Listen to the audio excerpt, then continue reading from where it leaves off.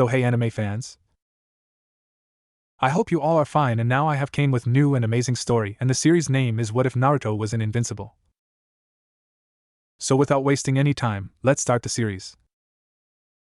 The pod crashed to Earth on a Tuesday. It came in hot. Atmospheric entry had been a nightmare of burning plasma and failing systems, alarms screaming in languages Naruto had long since stopped trying to understand. The pod had been designed for short-range evacuation, not decades of interstellar drift. Most of its systems had failed years ago. The life support had flickered out when he was still young enough that the memory of his parents' faces remained sharp and painful. He'd been alone in the dark for a very long time. The impact crater was 40 feet wide and still smoking when the first humans arrived. Farmers, mostly, from the surrounding countryside, rural Virginia, though Naruto wouldn't learn that name for years. They approached cautiously, carrying shotguns and pitchforks, expecting a meteor or perhaps a downed military aircraft. What they found was a boy. He was small by their standards, 14, maybe 15 in Earth years, though his Centaurian physiology made him appear younger. His skin was tanned, his hair a shocking blonde, and his face bore 3 faint lines on each cheek that looked almost like whiskers. He was naked, curled in a fetal position in the smoking wreckage, and he was very, very still. "Is he dead?" someone whispered. The boy moved. Not much, just a twitch of fingers, a flutter of eyelids. But enough. Enough for the farmers to lower their weapons and rush forward, enough for someone to call an ambulance, enough for Naruto Uzumaki to take his first breath of Earth's air. It tasted like nothing. Like everything. Like home, though it wasn't home, would never be home, because home was a cinder floating somewhere in the void between galaxies. He opened his eyes. Blue met blue, for just a moment, as he stared up at the concerned face of an elderly farmer. The man's mouth was moving, forming sounds that meant nothing to Naruto. English. He'd learn it eventually, but right now it was just noise. "Where?" Naruto tried to speak in his own language, but his voice was a croak, unused for years. "Where am I?" The farmer didn't understand. But his expression, concerned, gentle, kind, was universal. Naruto closed his eyes. For the first time in decades, he slept without dreaming of fire. The Global Defense Agency noticed the crash, of course. They noticed everything. But by the time their investigators reached the site, the pod was gone. Naruto had hidden it during his first week of consciousness, burying it deep in the Virginia countryside with strength that would have seemed impossible for someone his size. The boy himself had vanished into the foster system. It wasn't difficult. Earth was chaotic, its record-keeping imperfect, its appetite for missing children tragically jaded. Naruto became one of thousands, a nameless face in a system designed to process rather than to see. He learned English in 3 months. He learned American customs in 6. By the time he was 16 by Earth reckoning, he had become almost indistinguishable from any other teenager. Almost. He held himself back in everything. In gym class, he made sure never to run too fast, never to jump too high, never to lift too much. When bullies came for him, and they did, because bullies always come for the quiet ones, he took their punches without flinching, let them knock him down, played the role of the victim. It was easier that way. Safer. He learned, in the dark between stars, what happened when you showed your true strength. People noticed. People came. People died. Or they made you kill for them. Made you into a weapon. Made you into the very thing that had destroyed your world. So Naruto played human. He ate human food, and marveled at its variety, its richness, compared to the nutrient paste he'd survived on in the pod. He wore human clothes. He laughed at human jokes and pretended to struggle with human homework and never, ever let anyone see what lurked beneath his carefully constructed mask. But he watched. He watched the news, devouring information about this strange world and its even stranger protectors. He saw footage of the Guardians of the Globe, the greatest heroes Earth had ever produced, and felt something complicated twist in his chest. Here were beings of obvious power, wearing their strength openly, proudly. Here were people who had chosen to stand in the light. Here were people who had no idea what was coming. Because Naruto knew. He'd seen the Otsutsuki's hunger firsthand. He'd watched them consume his world. And he knew, with the cold certainty of a survivor, that they would find Earth eventually. They always did. He just didn't know when. Or who would be standing to face them. Reginald Vell Johnson High School was, by any objective measure, completely unremarkable. It was the kind of school that existed in 1,000 American towns, brick facade, slightly outdated textbooks, a football team that hadn't won a championship in 20 years. The kind of school where nothing important ever happened and nothing important ever would. Naruto liked it that way. He'd been enrolled under fabricated records, courtesy of a foster parent who'd been paid well for her discretion, and had settled into the comfortable anonymity of a mid-tier student. Not too smart, not too dumb. Not too popular, not too outcast. Just there. Present. Invisible. It was perfect. Until Mark Grayson. Mark sat next to him in third period history. He was tall for his age, slightly awkward, with a mop of dark hair and an earnest smile that seemed permanently attached to his face. The kind of kid who said, "Good morning," like he actually meant it. The kind of kid who asked questions in class because he was genuinely interested, not because he wanted attention. The kind of kid who was dangerous to someone trying to remain invisible. "Hey," Mark said on their first day of shared class, extending a hand. "I'm Mark. You're Naruto, right? That's a cool name. Where's it from?" Naruto stared at the hand for a beat too long before shaking it. His grip was carefully, deliberately normal. "Japan, probably," he said, which was what the record said. "I'm adopted." "Oh, cool. Me too. I mean, not adopted, but my dad's not actually my biological dad." "Wait, that came out wrong." Mark laughed, self-deprecating and genuine. "My dad's from another country. I'm half. It's complicated." Naruto felt something shift in his chest. Another country. If only Mark knew how true that was for both of them. "Yeah," he said, and almost smiled. "Complicated." That should have been the end of it. A friendly greeting, a brief exchange, and then back to the comfortable anonymity of strangers who happened to share a classroom. But Mark Grayson, Naruto would learn, didn't do superficial. Over the following weeks, Mark kept talking to him. Kept sitting next to him. Kept inviting him to sit at lunch, to join study groups, to come to parties that Naruto had no intention of attending. He was like gravity, inexorable, persistent, impossible to escape. "Why do you keep talking to me?" Naruto finally asked one day, 3 weeks into their acquaintance. They were walking out of history class, Mark matching his pace despite Naruto's attempts to drift away. Mark shrugged. "Why wouldn't I? Most people don't." "Yeah, well," Mark's smile flickered, just for a moment. "Most people don't get it. Being different. Having stuff you can't talk about. I get it. So I figure, why not be friends? Life's too short to wait for other people to make the first move, you know?" Naruto stopped walking. For a moment, just a moment, he let himself really look at Mark. Not with his eyes, but with the deeper senses that Centaurian warriors developed. The ability to read intent, to sense power, to detect threats. What he found surprised him. Beneath Mark's ordinary exterior, buried deep in his genetic code, was something familiar. A structure of power that reminded Naruto of himself. Not as strong, not yet. But the potential was there. The same kind of potential that Naruto's people had cultivated for millennia. Mark Grayson wasn't human. Or rather, he wasn't just human. Naruto filed that information away and kept walking. "You're weird," he said, which was the closest he could come to saying thank you without revealing too much. Mark's grin widened. "I know. Want to grab pizza after school?" And somehow, impossibly, Naruto found himself saying yes. 6 months passed. 6 months of pizza and bad movies and late-night study sessions. 6 months of Mark's relentless optimism slowly, painfully, chipping away at the walls Naruto had spent decades building. 6 months of almost feeling normal.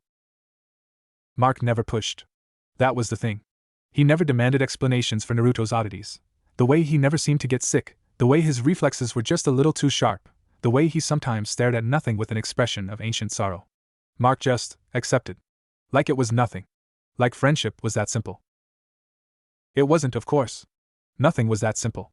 But Naruto found himself almost believing it could be. Until the mech. It happened on a Saturday. Naruto and Mark were at the downtown mall, ostensibly shopping for shoes but actually just killing time, when the screaming started. They ran outside, everyone ran outside, and looked up. The mech was enormous. 60 feet tall at least, all gleaming metal and crackling energy weapons, its design unmistakably military. A prototype that had gone rogue, the news would later report. A combat automaton that had somehow broken its programming and decided to test its weapons on the nearest population center. It was destroying everything. Buildings crumbled under its fists. Cars were crushed beneath its feet. People, dozens of people, were running, screaming, dying as the thing rampaged through the city center with mechanical indifference. Mark moved before Naruto could stop him. "Mark, I know." But Mark was already running toward the chaos, toward the people, toward the danger. He wasn't flying, Naruto noted that with clinical detachment, so his powers hadn't fully awakened yet. But he was running anyway. Running to help, with no thought for his own safety. Naruto watched him go. And felt something crack. He'd spent so long building walls. So long telling himself that hiding was the only way. So long convincing himself that power only led to destruction. But Mark was running toward the fire. And Naruto was tired of running away. The first punch shattered the mech's leg. The second tore through its chest. By the time the military response team arrived, the mech was nothing but scrap metal scattered across 3 city blocks. And standing in the center of the wreckage, surrounded by dust and debris and the stunned silence of hundreds of onlookers, was a blonde teenager with whisker-like marks on his cheeks and eyes that burned like golden fire. Mark reached him first. "Dude," Mark breathed, staring at the wreckage, and Naruto, at the impossible destruction surrounding them. "Dude! What the hell?" Naruto's fire died. His eyes returned to their normal blue. And for the first time in decades, he had no idea what to say. He looked at his hands. Hands that had just destroyed a 60-foot war machine with 3 strikes. Hands that had held back for so long. Hands that were shaking, just slightly, from the release of power. "I had to," he finally said. "They were going to die." Mark stared at him for a long moment. Then, slowly, impossibly, he started to laugh. "Dude," he said again, shaking his head. "You are so not just from Japan." And despite everything, despite the danger, despite the exposure, despite the walls that had just crumbled to dust, Naruto felt his lips twitch into something that might, perhaps, have been the beginning of a smile. "No," he said quietly. "I'm not." The mech's destruction made news, of course. How could it not? A teenage boy single-handedly destroying a military-grade combat automaton was exactly the kind of story that news networks couldn't resist. Naruto's face was everywhere. His name, his school, his existence, all of it suddenly thrust into a spotlight he'd spent his entire life avoiding. Reporters camped outside his foster home. The school was flooded with interview requests. Online forums speculated wildly about his origins, his powers, his purpose. And Naruto retreated. He stopped going to class. Stopped answering his phone. Stopped leaving his room. The walls were back up, higher and thicker than ever, and this time even Mark couldn't breach them. For 3 days he sat in darkness, staring at nothing, waiting for the inevitable. Waiting for the knock on his door that would mean the end of everything. It came on the 4th day. But it wasn't who he expected. Nolan Grayson was not what Naruto expected. Oh, he looked the part, tall, broad-shouldered, with the kind of chiseled jawline that belonged on recruiting posters. He wore a simple sweater and slacks, civilian clothes that did nothing to hide the coiled power beneath. And his eyes were wrong. Too knowing. Too old. They sat in the Grayson family's living room, Naruto perched awkwardly on the edge of an overstuffed couch while Debbie Grayson bustled in the kitchen, preparing dinner with cheerful efficiency. Mark sat beside him, radiating nervous energy. And Nolan sat across from them, sipping a glass of wine and smiling a smile that didn't quite reach his eyes. "So," Nolan said, his voice warm and casual. "Mark tells me you're the one who stopped that mech downtown." Naruto nodded, not trusting himself to speak. "That's impressive. Really impressive." Nolan took another sip of wine. "Military-grade hardware, state-of-the-art combat programming. And you took it down in 3 hits. It was nothing." "No," Nolan said, and something in his voice shifted, just slightly, just enough for Naruto's warrior instincts to scream warning. "It really wasn't." The silence stretched. Dinner was an experience. Debbie was wonderful, warm, welcoming, clearly delighted that Mark had made such a close friend. She asked Naruto about his classes, his hobbies, his favorite foods. Normal questions. Human questions. Questions that were almost painfully easy to answer. Nolan asked different questions. "So you're adopted? From where exactly?" "Your records say Japan, but your English is remarkably fluent. No accent at all. What did you learn?" "That mech, the way you moved, the way you struck. That wasn't just strength. That was training. Combat training. The kind most people never receive." Each question was delivered with the same pleasant smile, the same casual tone. But Naruto felt the weight behind them. Felt Nolan probing, testing, searching for something. And Nolan, Naruto realized, was doing the same thing he was. sensing. They locked eyes across the dinner table, and for just a moment the mask slipped. Two beings of impossible power, recognizing something familiar in each other. Something dangerous. You know, Nolan said lightly. You remind me of someone I used to know. Someone from a long time ago. Maybe you just have one of those faces, Naruto replied, his voice equally light. Nolan's smile widened.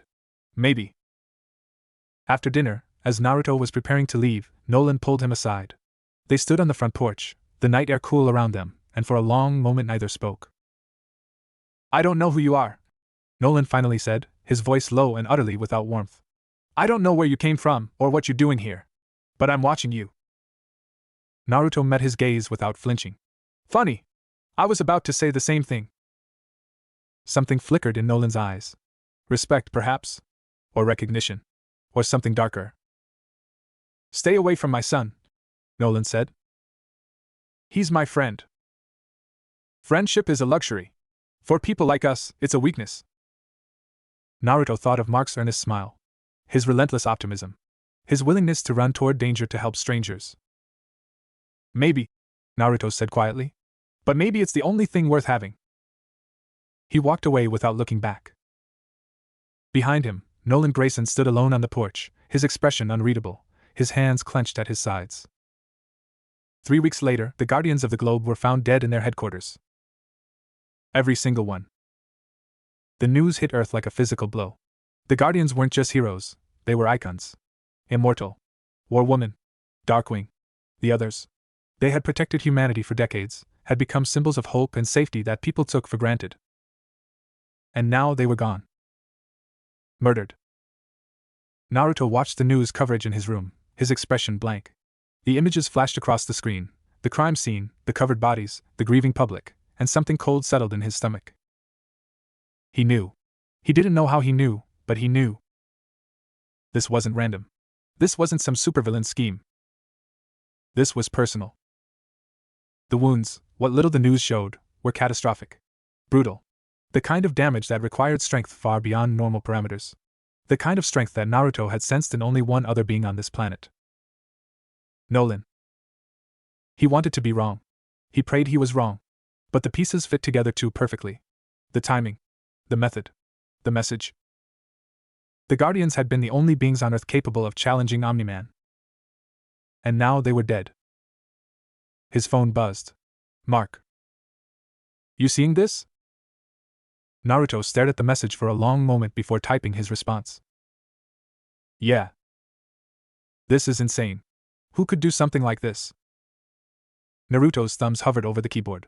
He could tell Mark. Could share his suspicions. Could warn him about his own father. But what proof did he have? Nothing but instinct. Nothing but the memory of that dinner, those probing questions, that final warning. I don't know, he typed. I'm sorry. He put the phone down and stared at the ceiling. The walls were closing in. The shadows were gathering. And somewhere in the darkness, Naruto knew something terrible was waiting. He just didn't know how terrible yet. Cecil Stedman did not knock. He simply appeared in Naruto's room one night, stepping out of a shimmering portal like he owned the place.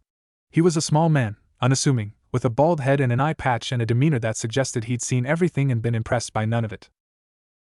Naruto Uzumaki, he said, settling into the chair at Naruto's desk like he'd been invited. Or whatever your real name is. We need to talk. Naruto didn't move from his bed. Didn't react at all. He'd sensed the portal opening seconds before it appeared, had felt the wrongness of space bending in ways it shouldn't. But he'd learned long ago that reacting to threats only encouraged them. I'm listening. Cecil's visible eye narrowed slightly. Assessing. You're not surprised to see me. You're not the first person to show up uninvited. No, Cecil agreed. I imagine I'm not. He leaned forward, resting his elbows on his knees. I run an organization called the Global Defense Agency. We monitor threats, extranormal threats, to this planet. And right now you're very high on our list. I haven't done anything. You destroyed a military mech in front of hundreds of witnesses. You've been living under a false identity for years. Your biology, what little we've been able to analyze from your blood work at school, doesn't match anything in our databases. You're not human, son. And you're not from here. Naruto said nothing. I'm not here to lock you up. Cecil continued. If I wanted to do that, I would have brought an army. I'm here because I have a proposition. I'm not interested. You haven't heard it yet. I don't need to. Naruto finally sat up, meeting Cecil's gaze directly. I know what you want. You want me to be a hero. To put on a costume and fight your battles and die for your planet. I've seen that movie before. It doesn't end well. Cecil's expression didn't change, but something in his eye flickered. Our planet just lost its greatest defenders. Murdered in their own home. Whatever you think you know about what's coming, I guarantee you don't know the half of it. We need help. Earth needs help. And you think I'm the one to provide it? I think you're the most powerful being on this planet. I think you could make a difference. I think. Cecil paused, choosing his words carefully. I think you've been running from something for a very long time. And I think maybe it's time to stop running. The words hit harder than Naruto expected. Stop running. Was that what he was doing? Had he been running all these years, or simply surviving? Was there a difference? No, he finally said. Cecil's jaw tightened. No? No. I won't be your weapon. I won't be anyone's weapon. I've seen what happens when power gets used that way. Worlds burn. People die. And the ones left behind. He looked away. The ones left behind spend the rest of their lives wondering why they couldn't save anyone. A long silence. Your world, Cecil said quietly. What happened to it? Naruto didn't answer. But something in his silence must have told Cecil everything he needed to know. All right, Cecil said, standing. I won't force you. But I want you to know, the offer stands. Whenever you're ready. And if you ever need anything, resources, information, a place to hide, you call me. He placed a small card on Naruto's desk. Just a number. No name. And Naruto? Cecil paused at the window, which he'd apparently decided to use as an exit. Whatever you're running from? It's going to find this planet eventually. They always do. And when it does, you're going to have to choose. Hide or fight. He was gone before Naruto could respond. In the weeks that followed, Naruto watched. He watched Mark struggle with his new role as a hero, saw the weight of responsibility settling onto shoulders too young to carry it. He watched the news, tracking every development in the Guardians' investigation, every hint of the truth that the world was desperate to ignore. And he watched Nolan. From a distance, always from a distance, he tracked Omniman's movements. Noticed the patterns. Noticed the lies. Noticed the way Nolan looked at his son sometimes. With pride, yes, but also with something darker. Something calculating. He never got close enough to be detected. Never stayed in one place long enough to raise suspicion. But he was always there. Always watching. Always waiting. Because Cecil was right. Something was coming. And when it arrived, Naruto would have to choose. Hide. Or fight. For now, he chose the shadows. The space between. The ghost in the machine. But he was watching. And he was waiting. Because Naruto Uzumaki had watched one world die. He would be damned if he watched another. 3 months. 92 days. That was how long Naruto had been watching Omniman since the massacre of the Guardians of the Globe. 92 days of shadowing the most powerful being on Earth without ever getting close enough to be detected. 92 days of collecting data, observing patterns, building a case that existed nowhere but in his own mind. He'd become good at it. Invisibility was its own kind of power. Tonight found him on a rooftop in Chicago, 3 miles from Nolan Grayson's current location, a charity gala benefiting some children's hospital. The kind of event Omniman attended regularly. The kind of event that made him look like a hero. Naruto knew better. He sat cross-legged on the edge of the building, the wind tugging at his jacket, his eyes closed. He didn't need to see Nolan to track him. The Centaurian's sensory abilities, what Hagoromo had called chakra sensing, in the old language, extended far beyond normal perception. Every living thing emitted a signature. A frequency. A song. And Nolan's song was wrong. It wasn't the melody of a protector, no matter how hard the man tried to fake it. It was something older. Colder. A tune composed in the dark between stars, where morality meant nothing and survival meant everything. He's going to kill again. The thought settled into Naruto's chest like a stone. He didn't know when. Didn't know who. But he knew it with the same certainty he'd known his parents were going to die, standing on that burning street so long ago. He's going to kill again, and I'm just sitting here. His phone buzzed. Mark, you alive? Haven't seen you in class for a week. Naruto stared at the message. Mark. Always Mark. The one bright spot in this shadowed existence. The one person who made him almost forget what he was. He should respond. Should make an excuse. Should maintain the fragile connection that was the only thing keeping him human. Instead, he put the phone away and kept watching. Because Mark was also the son of the monster. And someday soon, that was going to matter more than either of them wanted to admit. The GDA headquarters existed in a space that wasn't quite anywhere, buried deep beneath the desert, shielded by technology that made it invisible to every known detection method. Naruto had found it 3 weeks ago. Had slipped past their sensors like smoke through fingers. Had stood in the shadows of their most secure corridors and listened. He was there again now. Cecil Stedman's office was exactly as Spartan as the man himself. Gray walls, gray desk, gray filing cabinets that probably contained enough secrets to start a dozen wars. The man himself sat behind the desk, reading a report, his one visible eye moving steadily across the page. He wasn't alone. I'm telling you, Cecil, something's wrong. The speaker was a woman, tall, dark-skinned, with close-cropped hair and the bearing of someone used to giving orders. Her name was Amanda, though Naruto had heard others call her Monster Girl. She was part of a team Cecil was assembling. A team of replacements for the fallen Guardians. I'm listening, Cecil said, not looking up. Omniman. His story about the attack doesn't add up. He says he arrived after the killers were gone, but the security footage shows a 17-minute gap where nothing was recorded. 17 minutes, Cecil. That's not a glitch. That's a cover-up. Cecil's eye finally lifted from the page. That's a serious accusation. I'm not accusing anyone. I'm pointing out inconsistencies.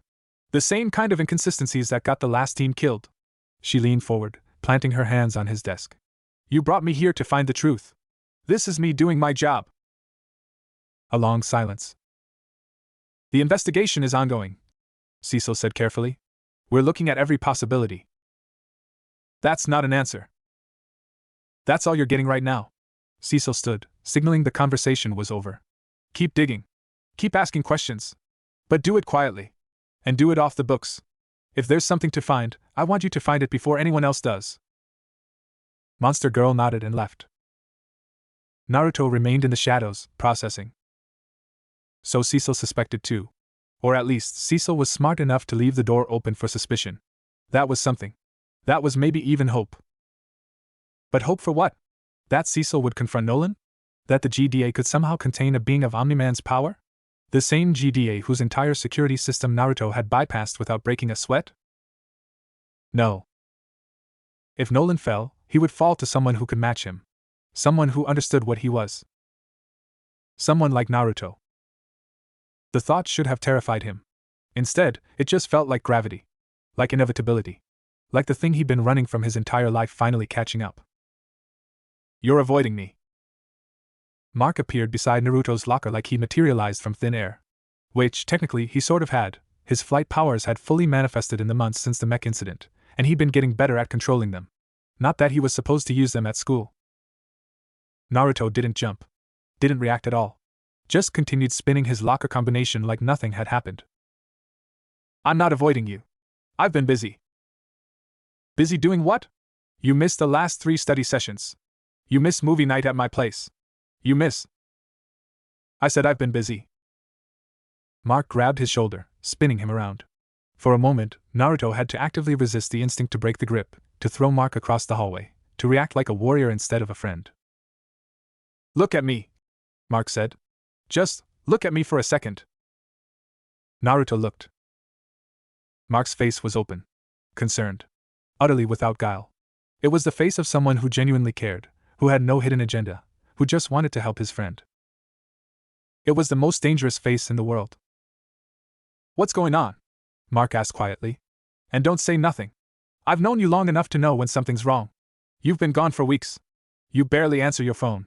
When I do see you, you look like you haven't slept in days. He searched Naruto's face. Talk to me. For one terrible, wonderful moment, Naruto almost did.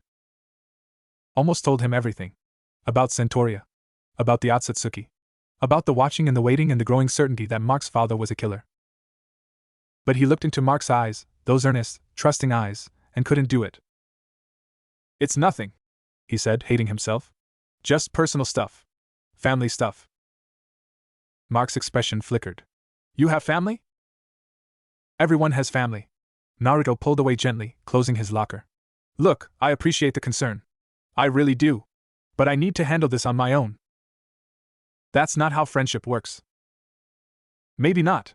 Naruto started walking down the hallway. But it's how I work. He made it 10 steps before Mark's voice stopped him. My dad wants to see you again. Naruto froze. He says he was too hard on you last time. That he wants to make it right. Mark caught up to him, falling into step beside him. Dinner. Tomorrow night. Just the 4 of us, you, me, mom, dad. No pressure. Just a do-over. Every instinct Naruto possessed screamed NO. Screamed trap. Screamed run. But Mark was looking at him with those hopeful eyes. And Nolan had just made a mistake. Because if Nolan wanted to see him again, it meant Nolan was curious. And curiosity meant Nolan didn't know everything. And not knowing everything meant Nolan could be surprised.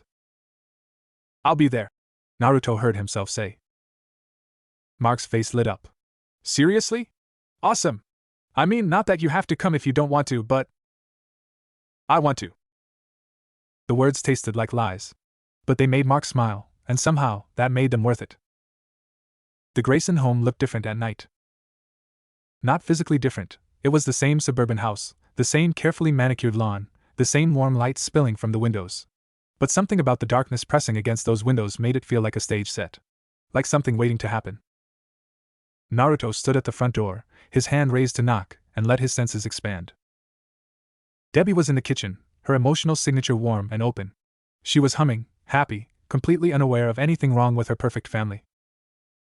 Mark was in the living room, nervous and excited, his power signature fluttering like a caged bird. And Nolan. Nolan was everywhere. His presence filled the house like smoke, invisible but unmistakable. He was in the basement, waiting, but his awareness extended through every room, every corner, every shadow. He was watching. Always watching. Naruto knocked. Mark answered in seconds, his smile wide and genuine. You came. I mean, I knew you would, but man, it's good to see you.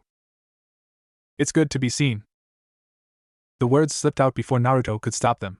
Mark's expression flickered with confusion, then understanding, then something like sadness. Yeah, he said quietly. I know what you mean. Dinner was different.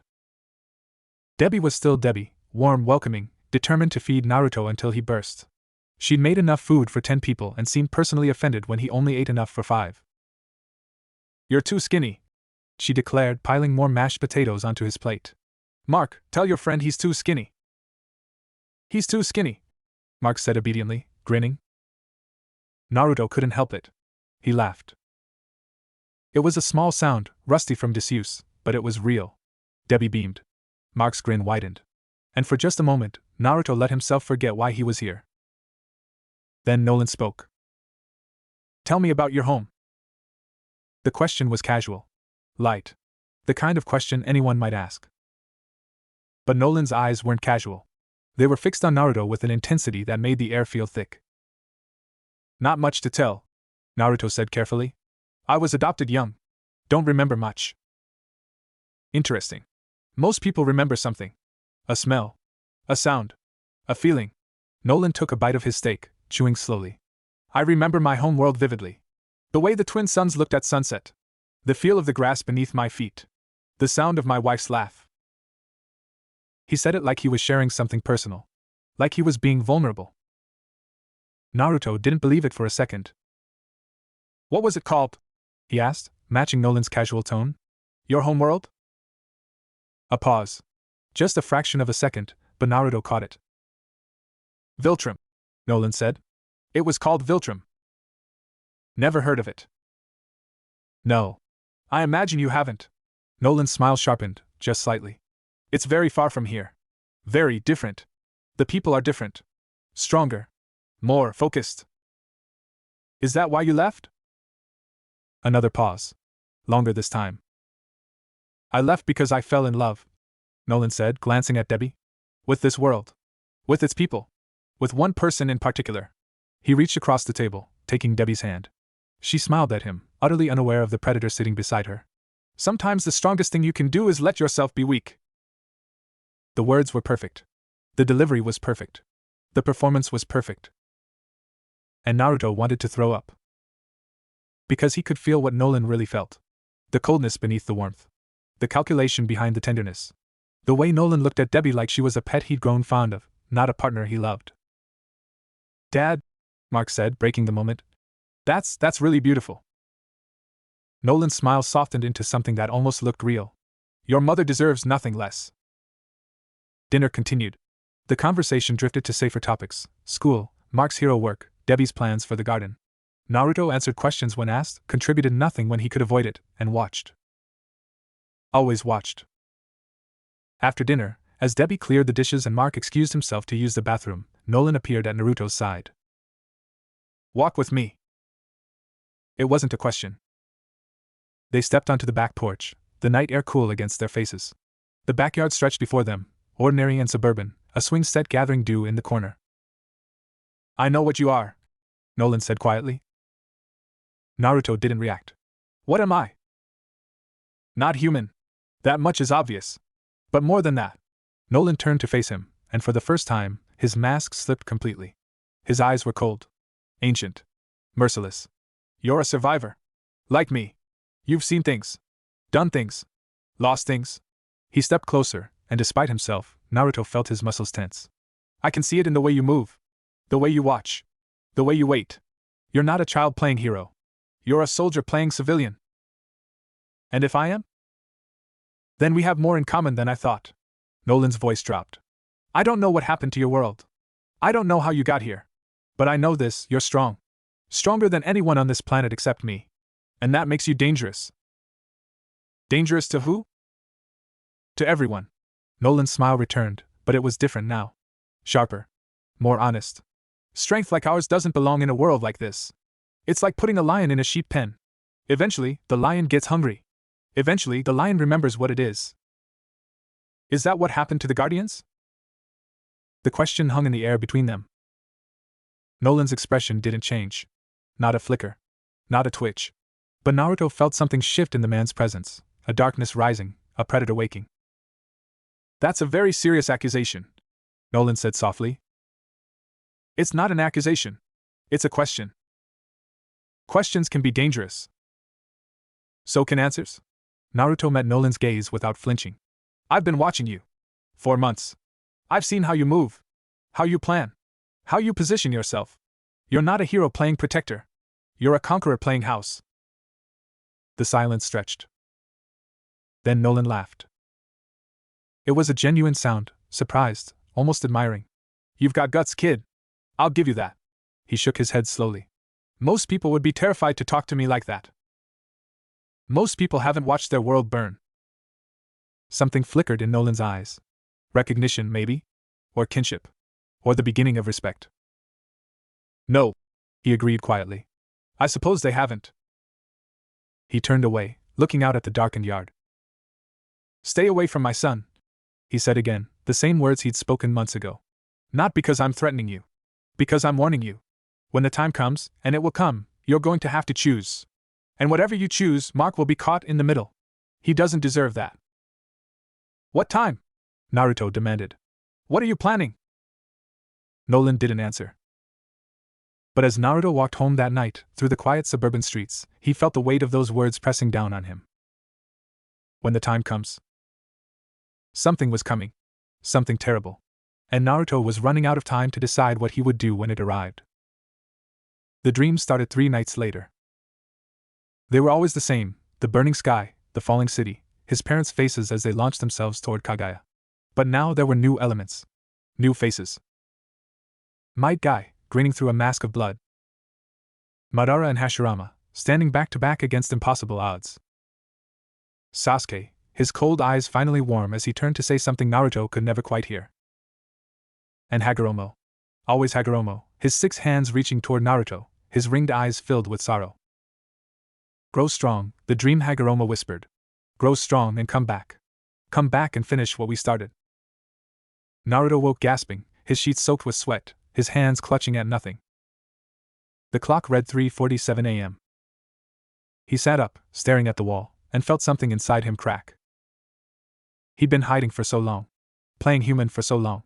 Pretending the past didn't exist, pretending the future didn't matter, pretending he could just be normal. But normal people didn't dream of burning worlds. Normal people didn't spend their nights stalking the most dangerous being on the planet. Normal people didn't have the weight of an entire civilization pressing down on their shoulders.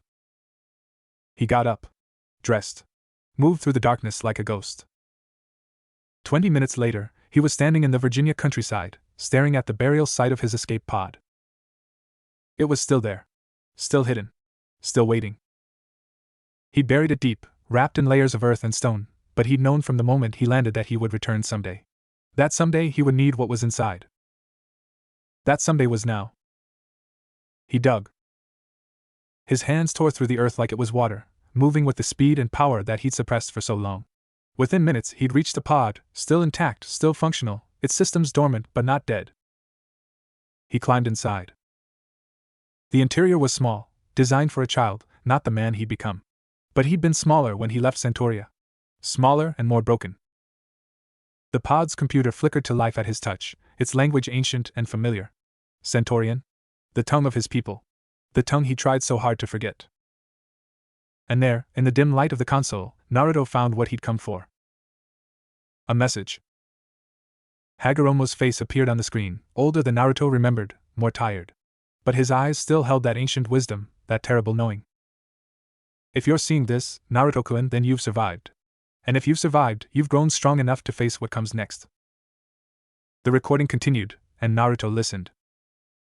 Listened to the truth about the Otsutsuki. About their endless hunger. About their methodical consumption of worlds.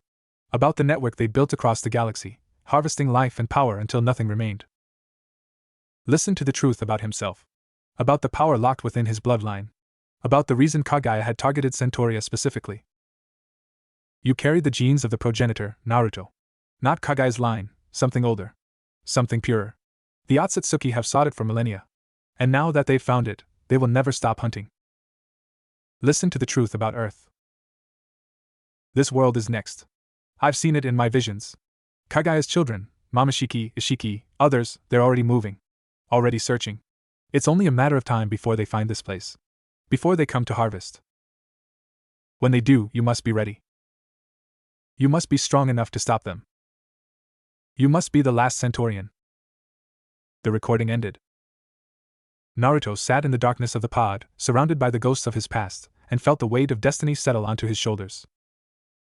No more hiding. No more waiting.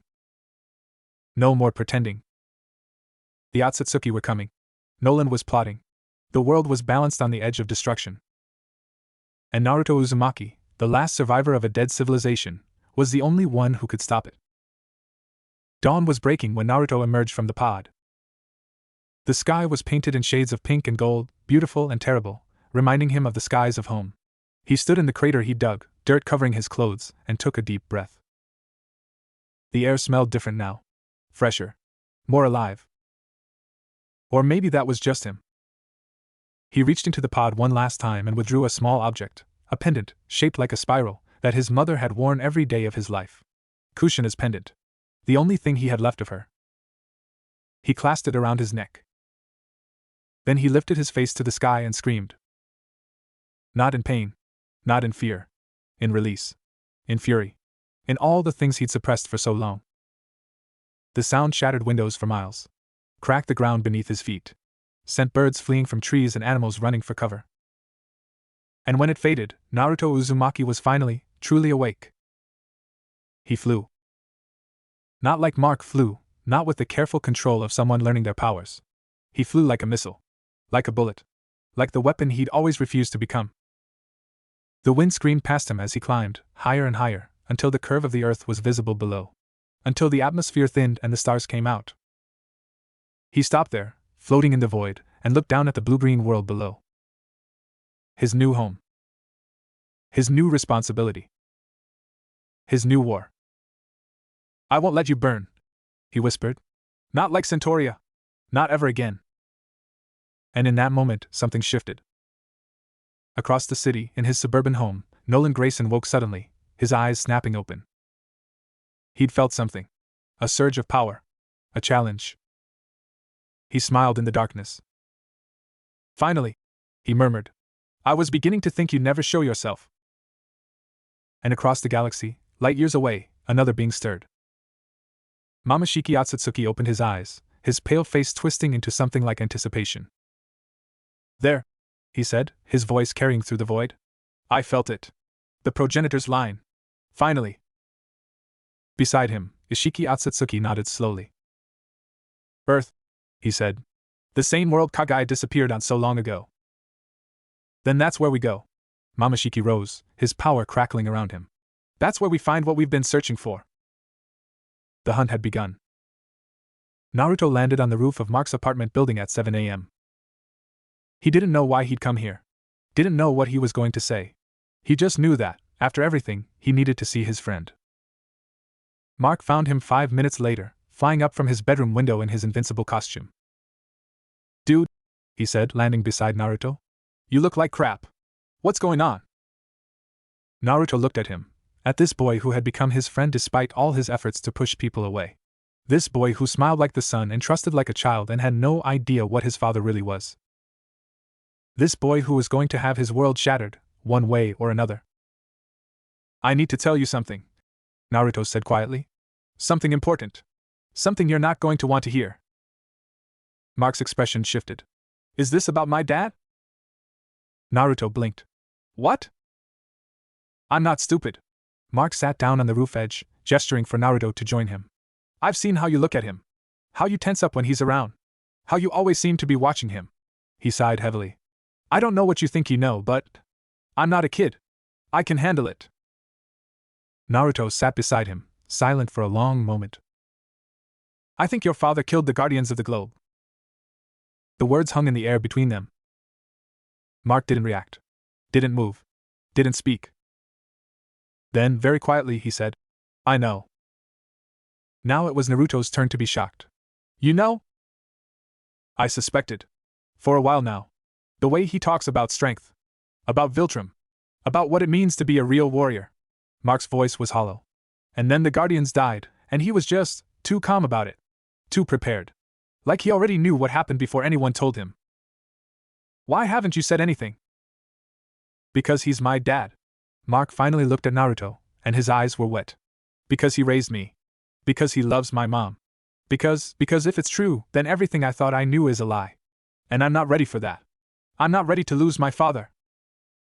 Naruto understood. Understood better than Mark could know. I watched my parents die, he said quietly. I watched my whole world burn. And I've spent my whole life running from that moment. Hiding from it.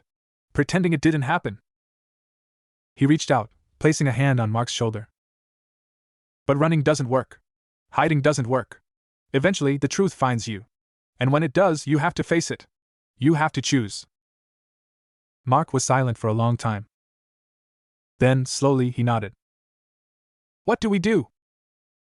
Naruto looked out at the city below, at the millions of lives going about their ordinary days, completely unaware of the monsters walking among them.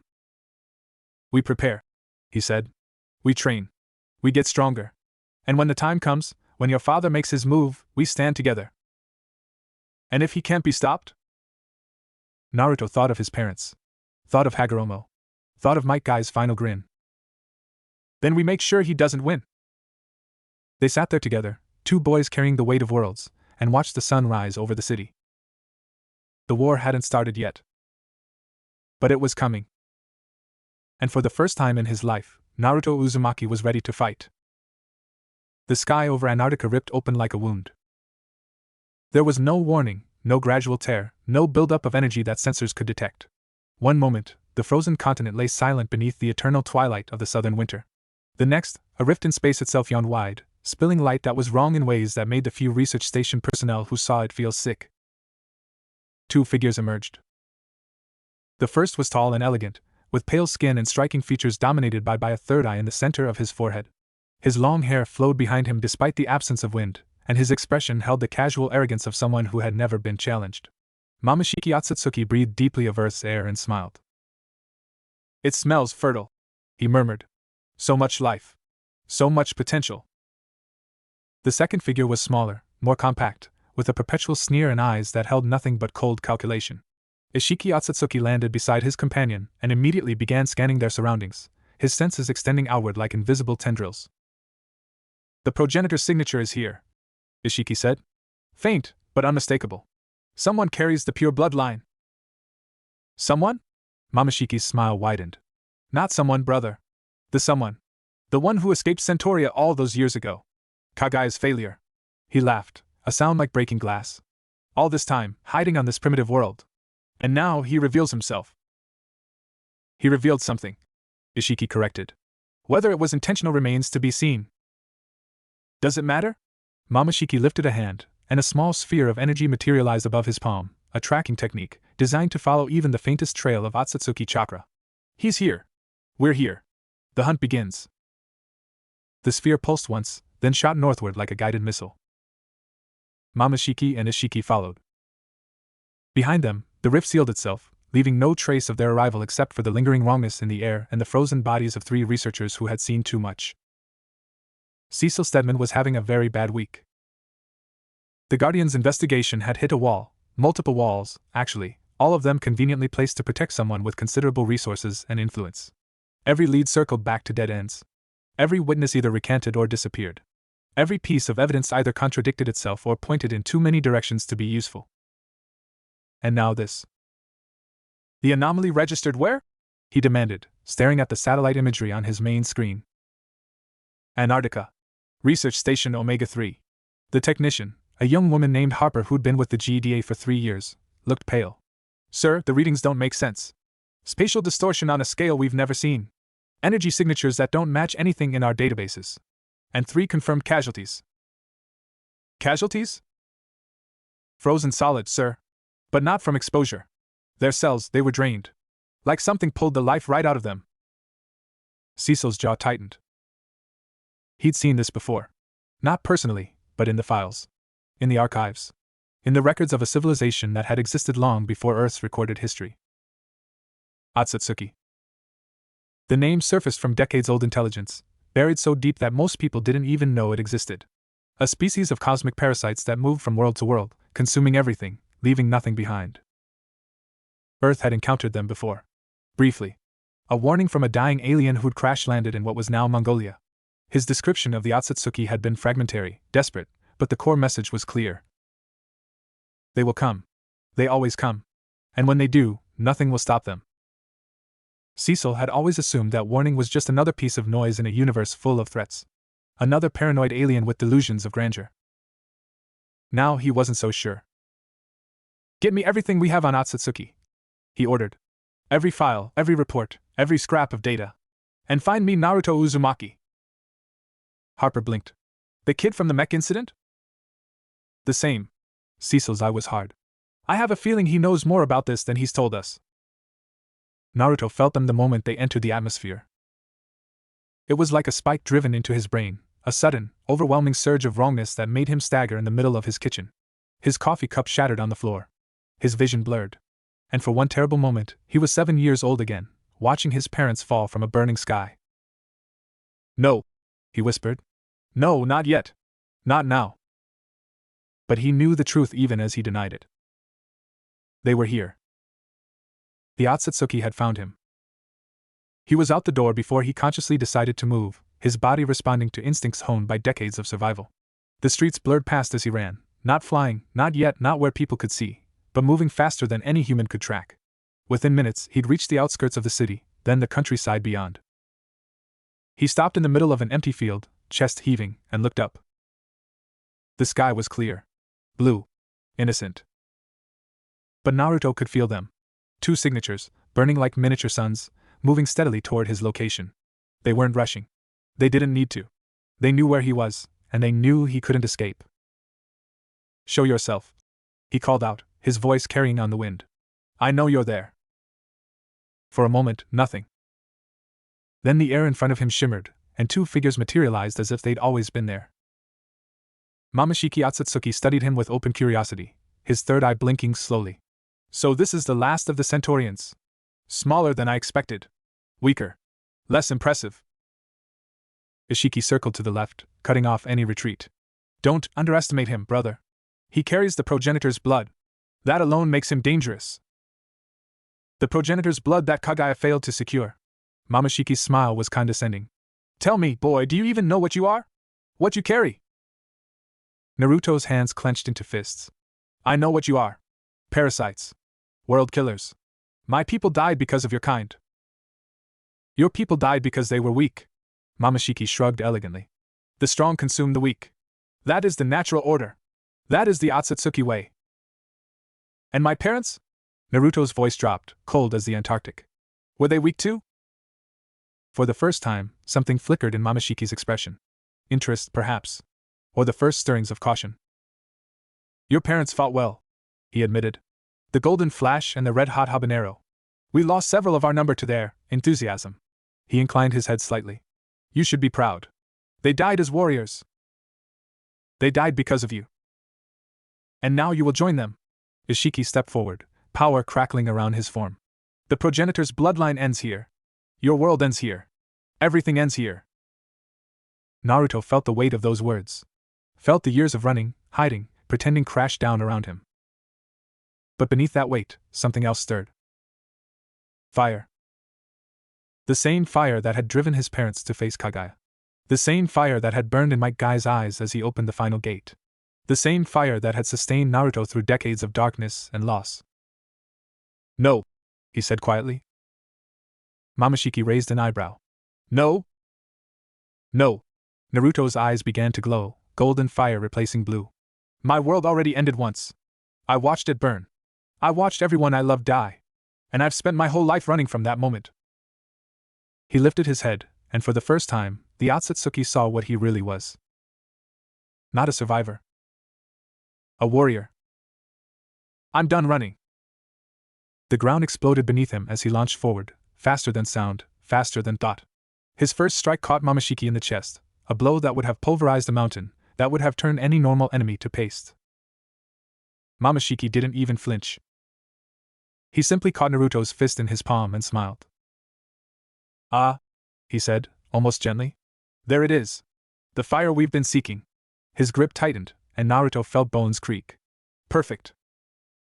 The fight that followed would have destroyed a city. Fortunately, they were in the middle of nowhere, miles of empty farmland stretching in every direction, the nearest town too far to see what was happening. But even so, the shockwaves of their conflict registered on seismographs across the continent. Naruto fought like he never fought before. Not because he was stronger. He'd been holding back his entire life, and the release was intoxicating. Not because he was faster. His Centaurian physiology had always been capable of more than he'd allowed. But because, for the first time since Centauria fell, he had something to fight for. This world. These people. His friend. He would not let them burn. Momoshiki met his assault with casual ease, deflecting blows that should have been impossible to deflect. Ishiki circled the edges of the battle, looking for openings, occasionally striking with pinpoint precision. They moved like predators who had hunted 1,000 worlds, confident, patient, inevitable. You fight well, Momoshiki admitted, blocking a kick that cratered the ground beneath them. Better than most. But you lack experience. You lack training. You lack the refinement that comes from centuries of. Naruto's fist caught him in the jaw. Practice, Momoshiki finished, slightly annoyed. As I was saying. You talk too much. Naruto pressed his advantage, raining blows that grew faster and harder with each second. His mother's pendant bounced against his chest, warm against his skin. My people didn't need centuries. They needed courage. They needed heart. They needed. He caught a glimpse of Ishiki moving behind him and twisted mid-strike, barely avoiding a blast of energy that would have vaporized his head. To watch their backs, he finished grimly. Ishiki's eyes narrowed. You're stronger than the reports suggested. The reports were wrong. Clearly. Ishiki glanced at Momoshiki. This is taking too long. We're attracting attention. As if to prove his point, a formation of GDA jets appeared on the horizon, moving fast. Cecil had clearly decided to investigate the seismic readings. Momoshiki sighed. Annoying insects. Deal with them. Ishiki vanished. Seconds later, the first jet exploded.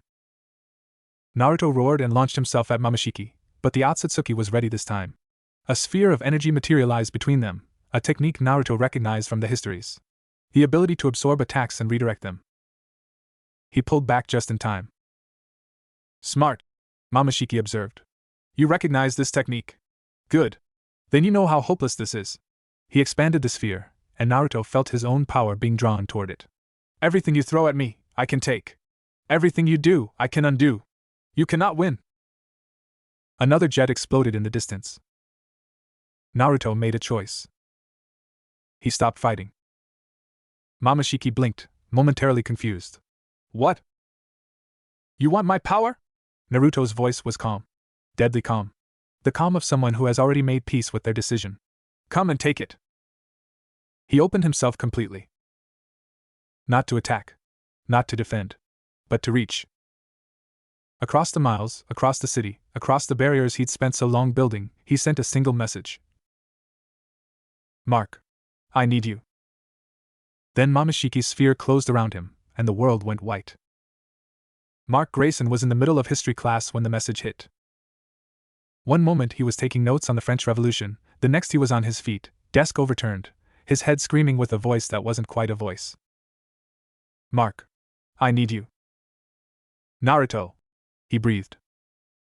Mr. Grayson. His teacher's voice was distant, irrelevant. Sit down immediately or I'll. Mark was already out the window. He flew faster than he'd ever flown before, the wind screaming past him as he accelerated toward the source of that mental cry. His powers had grown over the months, strength, speed, durability all increasing as his Viltrumite heritage asserted itself, but this was something new. Something desperate. Hold on, he thought, pouring everything into speed. Hold on, I'm coming. The battlefield came into view minutes later, a scene of devastation that made his stomach drop. Craters stretched for miles. Fires burned where nothing should be flammable. And in the center of it all, two figures. One was Mamashiki Otsutsuki, his hand wrapped around a sphere of swirling energy that contained something. Someone. The other was Naruto, suspended within that sphere, his expression peaceful despite the obvious danger. And scattered across the landscape, the burning wreckage of half a dozen GDA jets. What the hell? Mark started. Mamashiki turned, his third eye fixing on the newcomer with casual interest. Ah. Another one. Viltrumite, unless I miss my guess. He smiled. This world is full of surprises. Let him go. Or what? Mamashiki's smile widened. You'll fight me? You, who can barely control your own power? You, who has never faced a real opponent in your life? He shook his head slowly. Child, I have consumed worlds older than your entire civilization. I have destroyed beings whose power would make your father weep. You are nothing to me. Mark's hands clenched into fists. He knew the Otsutsuki was right. Knew he was outmatched. Knew that charging in would probably get him killed. But Naruto was in that sphere. And Mark Grayson didn't abandon his friends. Let him go, he repeated, flying forward. Mamashiki sighed. Stubborn. How tiresome. He raised a hand. And the sphere shattered. Naruto exploded outward with a roar that shook the heavens, his eyes blazing golden fire, his body wreathed in energy that crackled and burned. He'd been gathering power inside that sphere, using Mamashiki's own technique against him, letting the absorption process charge him like a battery. Now! He shouted. Mark didn't hesitate. He dove at Mamashiki, fists swinging, and for the first time, the Otsutsuki looked genuinely surprised. Together, they were something more than the sum of their parts. Naruto's raw power and experience complemented Mark's growing strength and unpredictability.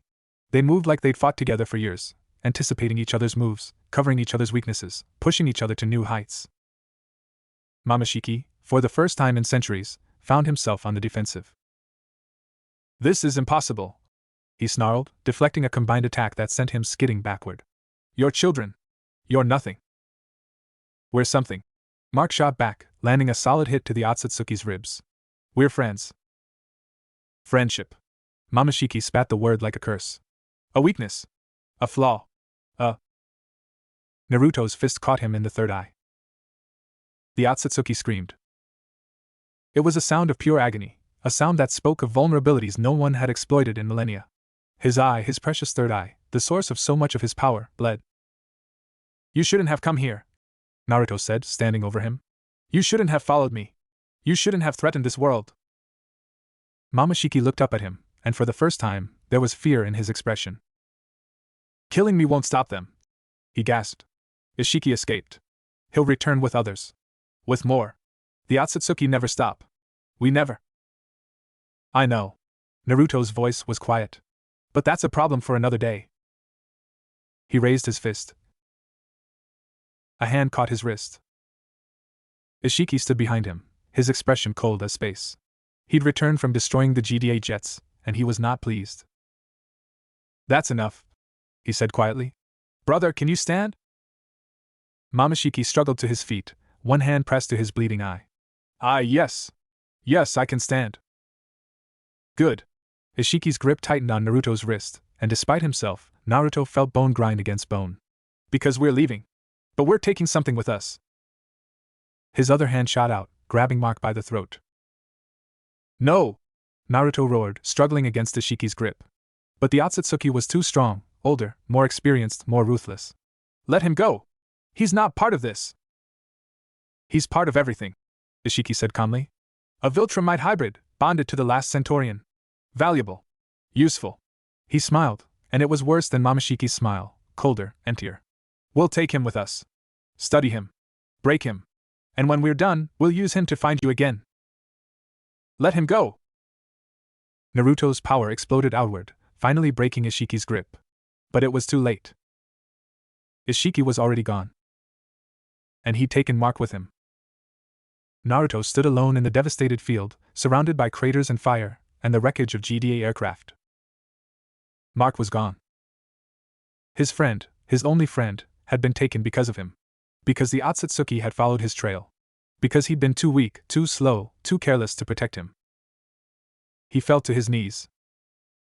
Mark, he whispered. I'm sorry. I'm so sorry. The sun was setting, painting the sky in shades of orange and red. It looked too much like Centuria's last sunset. Too much like fire. He didn't know how long he knelt there. Minutes. Hours. Time lost meaning. Eventually, he heard footsteps approaching. Felt a familiar presence. Nolan Grayson landed softly beside him, his expression unreadable. They took my son, Nolan said quietly. Naruto didn't look up. I know. Why? Because of me. Because they followed me. Because I led them here. Nolan was silent for a long moment. Then, unexpectedly, he sat down beside Naruto. Not looming. Not threatening. Just sitting. I've lost people too, he said. More than you know. More than I can count. He stared at the horizon. It never gets easier. But it does get clearer. You learn what matters. What's worth fighting for. Mark matters. Yes. Nolan's voice softened, almost imperceptibly. He does. They sat together, two impossible beings bound by grief and guilt and the terrible weight of their shared failure. I'm going after him, Naruto said finally. Whatever it takes. Wherever they took him. I'm going to bring him back. Nolan nodded slowly. Then I'm coming with you. Naruto finally looked at him, surprise breaking through the grief. What? He's my son. Nolan met his gaze, and for the first time, Naruto saw something real in those ancient eyes. Something human. I've done terrible things. Things you can't imagine. Things that will probably make you want to kill me, once you know the truth. But Mark is the one good thing I've done. The one thing I won't let them take. He stood, offering Naruto his hand. So we go together. We find them. We get him back. His eyes hardened. And then, when Mark is safe, we deal with whatever comes next. Including between us. Naruto stared at the offered hand. The hand of a killer. The hand of a monster. The hand of the man who had butchered Earth's greatest heroes. But also the hand of a father who had just lost his son. He took it. Together. He agreed. But after this, Nolan? After we get Mark back? Yes? We're going to have a very serious conversation. Nolan's smile was thin and sharp. I'm counting on it. They rose together, two warriors united by a common purpose, and looked toward the sky. Somewhere out there, Mark Grayson was waiting for them. And Naruto Uzumaki would burn the universe itself before he let his friend down again. Across the city, in the depths of the GDA headquarters, Cecil Stedman watched the satellite footage with growing horror. The battle. The Otsutsuki. The abduction. And now, Naruto and Nolan standing together, preparing to leave Earth entirely. Sir? Harper said quietly. If they go after Mark, they could be gone for weeks. Months. Years. We have no idea how interstellar travel works for beings like them. We might never see them again. Cecil didn't respond immediately. He was thinking about the Otsutsuki. About what they represented. About the warning from that long-dead alien. They will come. They always come. If Naruto and Nolan left now, Earth would be defenseless. Vulnerable. A ripe fruit waiting to be harvested.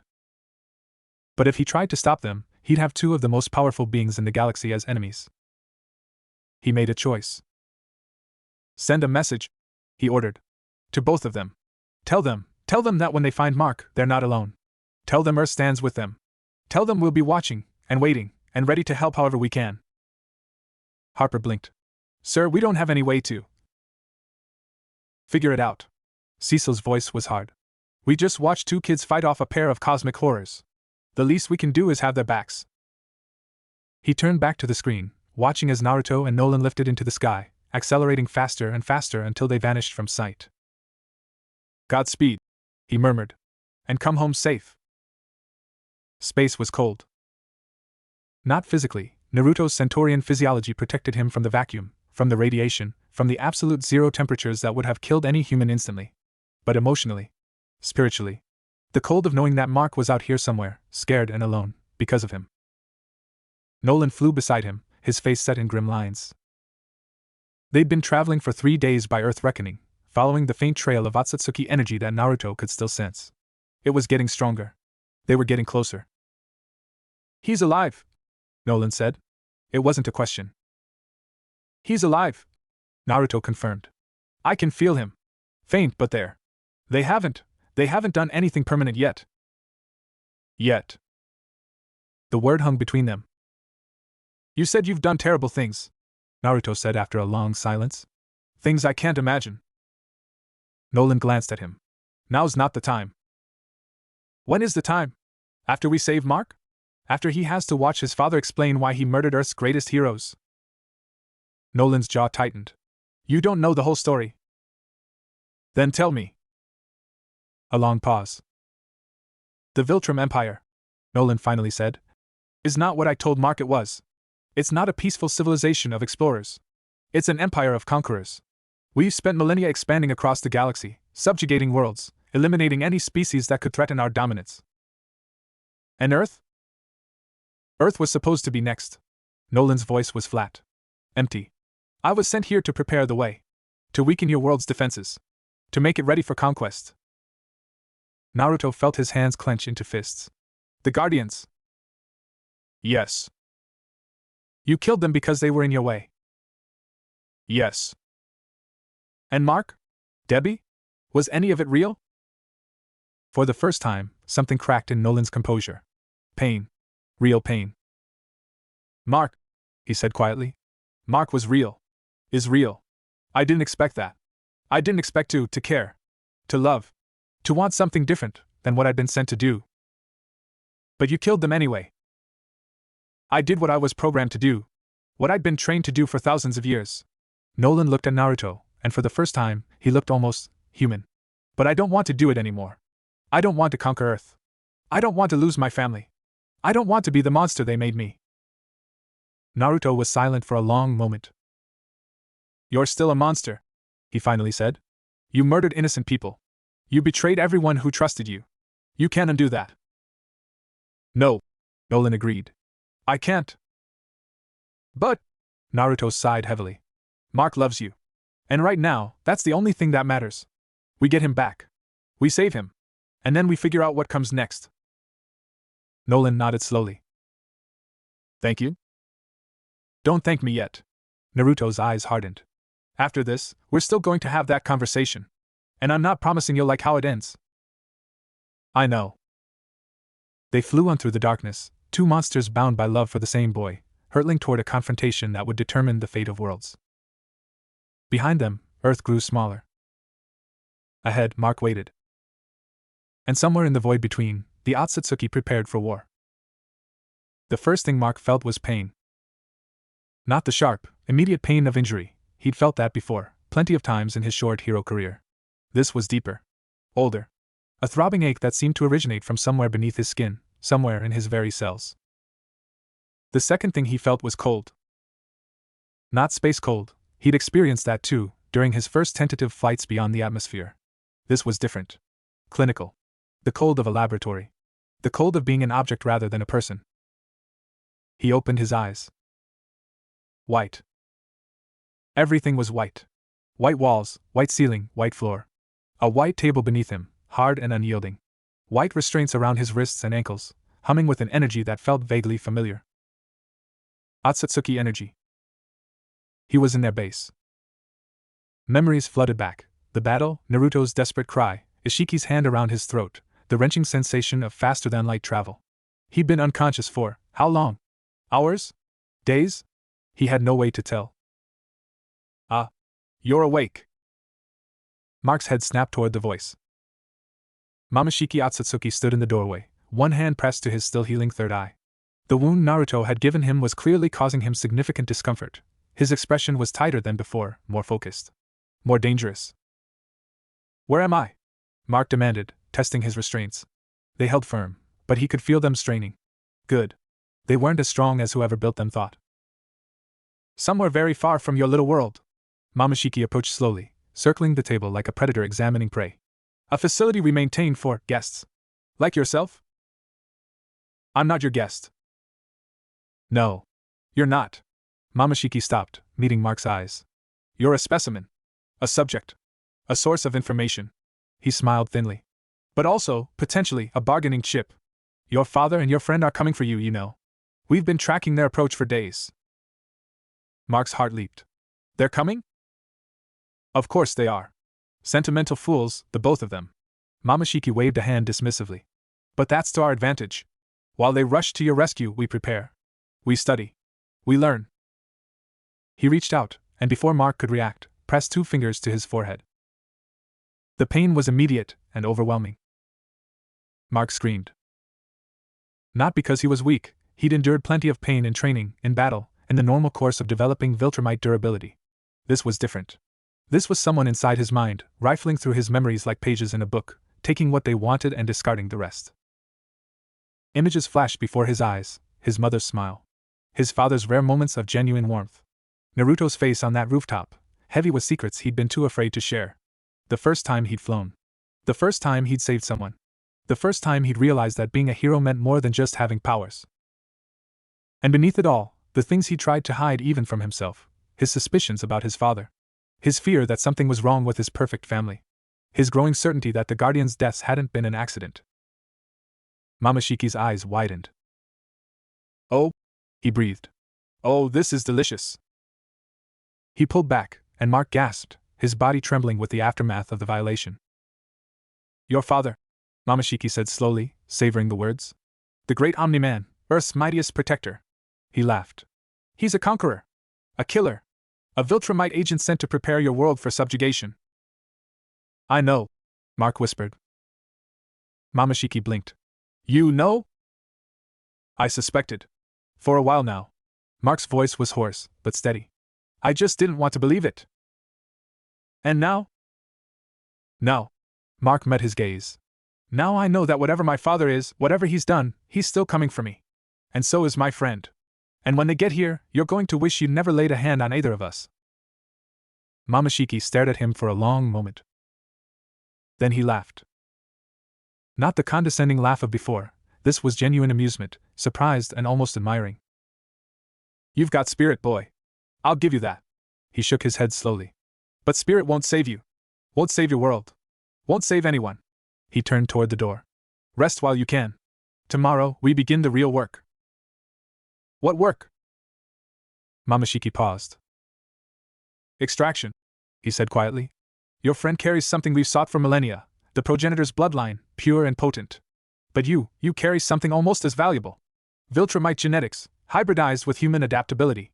The perfect template for creating new Otsutsuki vessels. He smiled, and it was the coldest thing Mark had ever seen. By the time we're done with you, Mark Grayson, you won't remember you were ever human. You won't remember your mother. Your father. Your friend. He stepped through the door. You'll be one of us. The door slid shut, leaving Mark alone with his thoughts and his fears and the growing certainty that time was running out. 3 days later, Naruto and Nolan reached the edge of Otsutsuki space. They traveled faster than Naruto had ever moved before, pushing their bodies to the absolute limit. Nolan's experience with interstellar navigation proved invaluable. Without him, Naruto would have been lost in the void, following a trail that grew fainter with each passing moment. But they'd made it. Ahead of them, barely visible against the backdrop of distant stars, hung a massive structure. It was organic and mechanical at once, like something grown rather than built, with spires and curves that seemed to defy conventional physics. "The facility," Nolan said quietly. Naruto nodded, his eyes fixed on the structure. He could feel Mark inside, faint but present, alive but in pain. The sensation made his blood boil. "We go in fast," he said. "Hard. Before they know we're here." Nolan shook his head. "They already know we're here. They've been tracking us since we entered their space. The only question is what they've prepared. Then we adapt." They floated in silence for a moment, two warriors on the brink of battle. "Naruto," Nolan said finally. "If things go wrong, if we get separated, if I don't make it, there's something you need to know." "What?" "Mark doesn't know the full truth about me. About what I did. About the Guardians." Nolan's voice was heavy. "When this is over, he's going to find out. He deserves to hear it from me. But if I'm not there..." "You want me to tell him?" "I want you to help him understand. Help him see that even monsters can change. That even people who've done terrible things can find something worth protecting." Nolan met Naruto's eyes. "You're the only one he trusts like that. The only one who might be able to reach him when he learns the truth." Naruto was silent for a long moment. "I won't lie to him," he finally said. "I won't make excuses for you. But I'll be there. Whatever happens, I'll be there for him." Nolan nodded. "That's all I ask?" They turned back toward the facility. "Ready?" Naruto asked. Nolan's expression hardened into the mask of the warrior he'd been for millennia. "Ready." They moved. The facility's defenses activated the moment they crossed the threshold. Energy weapons. Physical barriers. Automated drones programmed to kill. It was like flying through a hurricane of destruction, every second bringing new threats, new obstacles, new chances to die. Naruto and Nolan didn't slow down. They'd fought together for days now, learning each other's rhythms, each other's strengths and weaknesses. Nolan was the hammer, direct, devastating, unstoppable. Naruto was the scalpel, precise, adaptive, unpredictable. Together, they were a force that no automated defense system could match. "This is too easy," Nolan grunted, tearing through a squad of drones with his bare hands. "They're not even trying to stop us." Naruto felt it too. The defenses were formidable, but they weren't concentrated. It was like the Otsutsuki were hurting them, guiding them towards something. "They want us to reach the center," he realized. "They're drawing us in." "Then we let them." Nolan's eyes were hard. "Because that's where Mark is." They pushed forward. The facility opened before them, corridors and chambers blurring past as they accelerated. Naruto's senses were extended to their absolute limit, tracking Mark's location, tracking the Otsutsuki's positions, tracking everything. "There," he said suddenly, pointing. "That way. Mark's in a chamber about a mile ahead." Nolan didn't hesitate. He changed direction instantly, following Naruto's lead. They burst through a final set of doors and found themselves in a massive circular chamber, its walls lined with strange organic machinery pulsing with energy. In the center, suspended in a column of light, hung Mark Grayson. He was alive, conscious, and staring at them with an expression of desperate hope. "Dad! Naruto!" "We're here, son!" Nolan's voice cracked slightly. "We're here." They started toward him, and the floor opened beneath their feet. They fell. Not through empty space, through something. A dimensional rift, perhaps, or a teleportation effect designed to separate them. Naruto reached out, trying to grab Nolan, trying to grab anything, but his hands closed on nothing. The world spun. When it stopped, he was alone. The chamber around him was smaller than the one they'd fallen from, but no less organic. No less wrong. Walls pulsed with slow, rhythmic movements. The floor felt almost fleshy beneath his feet. And in the center of it all, waiting with obvious patience, stood Ishiki Otsutsuki. "Welcome," Ishiki said calmly. "I was hoping they'd send you to me." Naruto's fists clenched. Where's Mark? Where's Nolan? Safe. For now. Ishiki began to circle, his movements economical, precise. Your companion is currently engaged with my brother. They have history to discuss. As for the boy, he remains in the extraction chamber, waiting to be processed. Processed? His genetic material is valuable. His memories, even more so.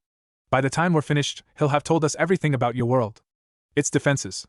Its weaknesses. Its champions. Ishiki smiled thinly. Including you? Naruto felt rage building, clean, focused, deadly. You're not touching him. I already have. Ishiki's smile widened. But if you want to stop me from doing more, you're welcome to try. He attacked. There was no warning, no build-up, just sudden, explosive movement that would have killed any normal opponent instantly. His fist drove toward Naruto's chest with enough force to pierce a planet's core. Naruto caught it. Barely. The impact drove him backward, his feet carving furrows in the fleshy floor, but he held. His eyes blazed golden as he met Ishiki's gaze. You're strong, Ishiki admitted, genuine surprise in his voice. Stronger than the Centaurians I've faced before. I'm not like them.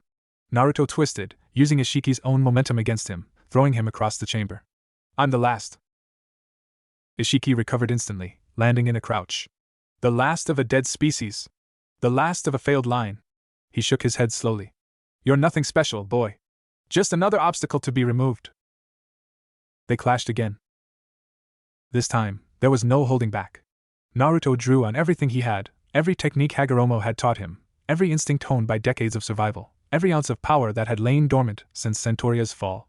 He struck with the fury of a dying world, with the desperation of someone who had already lost everything once and refused to lose again. Ishiki met him blow for blow. They tore through the chamber, through walls and floors and ceilings, their battle leaving a trail of destruction that would have taken days to inflict by any normal means. The facility groaned around them, its organic system struggling to cope with the violence within. You cannot win, Ishiki snarled, blocking a strike that would have decapitated him. I have lived for millennia. I have conquered hundreds of worlds. I have absorbed the life force of billions. You are nothing. Naruto's forehead connected with his nose. It was a dirty move. An unrefined move. The kind of move a desperate fighter used when all else failed. It worked. Ishiki staggered back, momentarily stunned, blood streaming from his broken nose. His eyes widened with shock, not at the pain, but at the audacity. You headbutt me? I'll do worse if you don't tell me where Mark is. Naruto advanced, his eyes burning. Last chance? Ishiki stared at him for a long moment. Then he laughed. It was a horrible sound, amused and admiring and utterly without warmth. You really are something special, he said. But it doesn't matter. You're too late. He gestured, and a section of the wall dissolved, revealing a view of the extraction chamber. Mark was still suspended in the column of light. But now, surrounding him, were dozens of Otsutsuki, not just Momoshiki and Ishiki, but others. Lesser ones, perhaps, but numerous. And they were all reaching toward him, their hands extended, their eyes glowing with hungry light. The extraction has begun, Ishiki said quietly. In moments, your friend will be empty. His memories, his power, his very essence, all consumed. And when we're done with him, we'll come for you. For your world. For everything you've ever loved. Naruto looked at Mark. At his friend's face, twisted in agony as something invaded his mind, his soul, his very self. Something inside him broke. Or perhaps something inside him opened. The power that had lain dormant since Centuria's fall, the power that Hagoromo had spoken of, the power that the Otsutsuki had hunted for millennia, surged upward like a tidal wave. The chamber exploded. When the light faded, Ishiki was on his knees. Not from the explosion, he'd weathered worse, but from what he saw standing before him. Naruto Uzumaki had changed. His hair, already wild, now blazed like golden fire. His eyes had transformed entirely, no longer blue, no longer even the golden of his awakened state. They were something new, something ancient. Pupilless and radiant, they burned with the light of a dying star. And around him, swirling like a living thing, was chakra so dense it had become visible. So powerful it warped reality itself. The progenitor's blood, Ishiki whispered, awe and terror mixing in his voice. Fully awakened. After all this time. Naruto didn't respond. He moved. Not toward Ishiki, toward the extraction chamber. Toward Mark. Toward the dozens of Otsutsuki who were even now draining his friend's very essence. They saw him coming. They tried to flee. None of them made it. Naruto moved through them like a scythe through wheat, unstoppable, inevitable, absolute. Each strike destroyed an Otsutsuki completely, not just killing them but erasing them from existence. Their energy, their essence, their very memory, all gone in an instant. Momoshiki turned to face him, his third eye blazing with desperate power. "Stop!" he screamed, throwing everything he had at the approaching figure. Energy blasts. Spatial distortions. Absorption techniques that should have neutralized any attack. Naruto walked through all of it. His hand closed around Momoshiki's throat. "You took my world," he said, his voice resonating with power that shook the facility to its foundations. "You killed my parents. You destroyed everyone I loved." His grip tightened, and Momoshiki's eyes bulged. "And now you try to take my friend." I can give you anything," Momoshiki gasped. "Power, worlds, eternal life.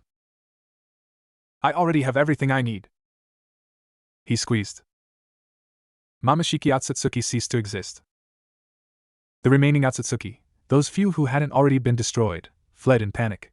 Their great hunt, their millennia-long pursuit of the progenitor's bloodline, had ended in catastrophe. The thing they'd sought had become the thing that would destroy them. Naruto let them go. He had what he came for. He reached the extraction chamber just as the light around Mark began to fade. His friend hung limp in the remaining energy, his face pale, his eyes closed. "No!" Naruto breathed. "No, no, no!" He caught Mark as he fell, cradling him against his chest. "Mark! Mark, can you hear me?" A long, terrible moment. Then Mark's eyes fluttered open. "Naruto?" His voice was weak, confused. What happened? I feel like someone took a cheese grater to my brain." Naruto laughed. It was a broken sound, half sob, half relief, but it was laughter. "You're alive," he said. "You're alive." "Barely." Mark managed a weak grin. "Did we win?" "We won." "Good." Mark's eyes started to close. "I'm gonna sleep now. Wake me when there's pizza." He passed out in Naruto's arms. Naruto held him for a long moment, feeling the steady beat of his heart, the rise and fall of his chest. Alive. Mark was alive. From somewhere behind him, he heard the sounds of battle concluding. Nolan, finishing his confrontation with whoever he'd been fighting. Good. They could deal with that later. Right now, all that mattered was that his friend was safe. Nolan found them an hour later. The facility was in chaos, Otsutsuki fleeing in every direction, systems failing, the whole structure beginning to collapse. He'd fought his way through waves of enemies, searching for his son, and the relief on his face when he saw Mark alive was almost enough to make Naruto forget what he knew. Almost. "He's alive!" Nolan breathed, dropping to his knees beside them. "Thank the ancestors, he's alive!" "He needs rest," Naruto said. "Whatever they did to him, it took a lot out of him. He'll recover, but it'll take time." Nolan nodded, reaching out to touch Mark's face with surprising gentleness. "My boy. My brave, foolish boy." They sat in silence for a moment, the facility groaning around them. "We need to leave," Nolan finally said. "This place is coming apart." Naruto nodded. "Can you carry him?" "Of course." Nolan lifted Mark carefully, cradling him against his chest. "What about you?" "I'll be right behind you." They moved.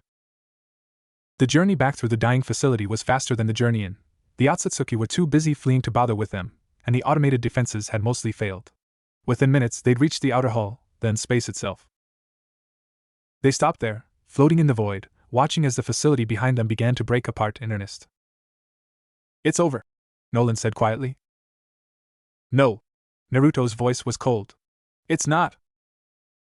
Nolan turned to face him, and something in Naruto's expression made him go still. "Mark is safe," Naruto continued. "That's all that matters right now. But when he wakes up, when he's recovered, we're going to have that conversation. The one we talked about." Nolan nodded slowly. "I know." "And Nolan?" Naruto's eyes met his. "I meant what I said. I'm not promising you'll like how it ends." I know that too. They floated in silence, two beings bound by circumstance and the shared love of a boy who had changed them both. Behind them, the facility continued to die. Ahead, Earth waited. And waiting with it was the truth. The journey back took longer. Partly because they were exhausted, the battle had taken everything from them, and even Viltrumite and Centaurian physiology had limits.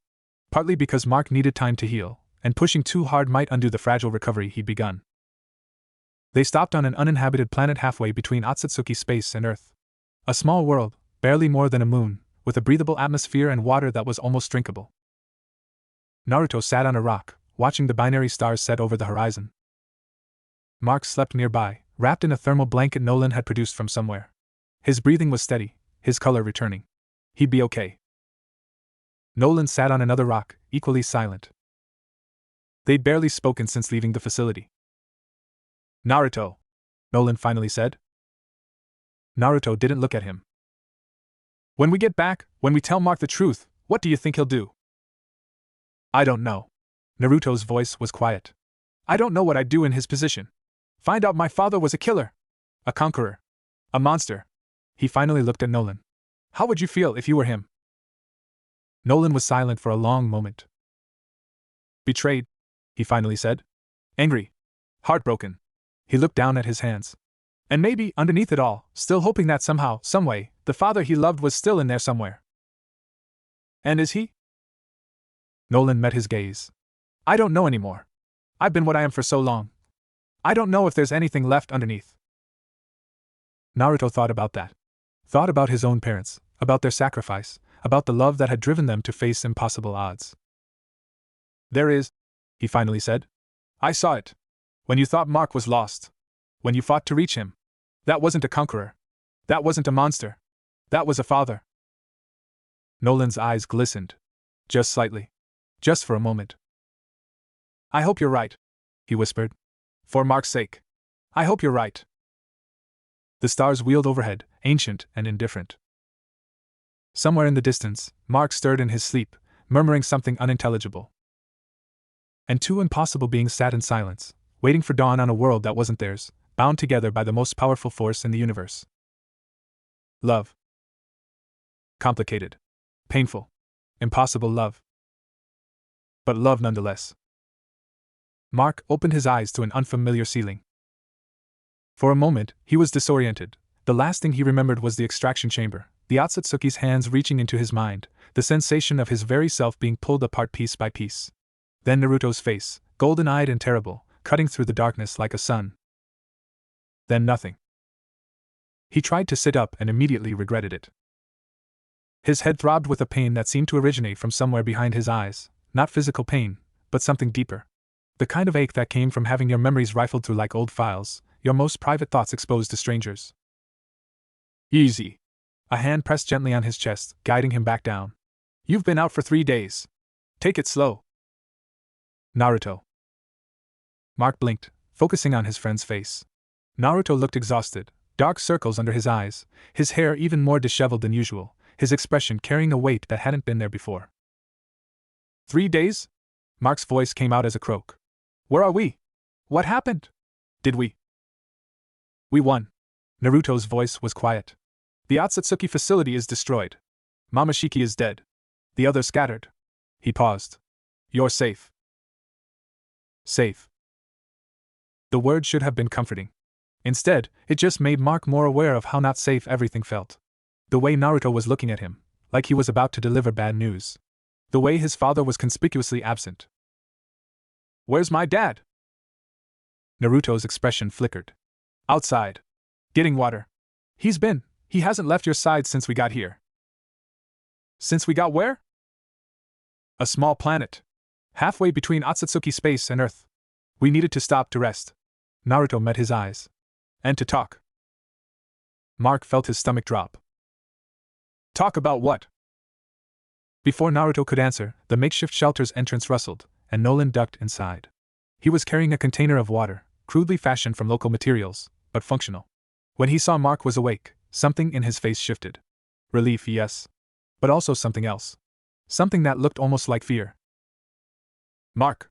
He crossed the space in 2 steps, kneeling beside his son. How are you feeling? Like someone used my brain for a punching bag. Mark managed a weak smile. But I'll live. Nolan's hand found his shoulder, squeezing gently. I'm glad. I'm so glad. For a moment, they just looked at each other, father and son, connected by blood and love and years of shared history. It should have been a perfect moment. But Mark could feel the tension in the air, the weight of things unsaid. Okay, he said quietly. What's going on? Both of you are looking at me like I'm about to die. Naruto and Nolan exchanged a glance. I'll wait outside, Naruto said, starting to rise. No. Mark's voice stopped him. Whatever it is, you're part of it. You stay. Naruto hesitated, then nodded, settling back down. Nolan took a deep breath. Mark, he began. There's something I need to tell you. Something I should have told you a long time ago. Mark waited. And Nolan told him everything. The words came out in a flood, as if once Nolan started speaking, he couldn't stop. He told Mark about Viltrum, the real Viltrum, not the peaceful civilization he described. An empire of conquerors who had spent millennia subjugating worlds, eliminating any species that could threaten their dominance.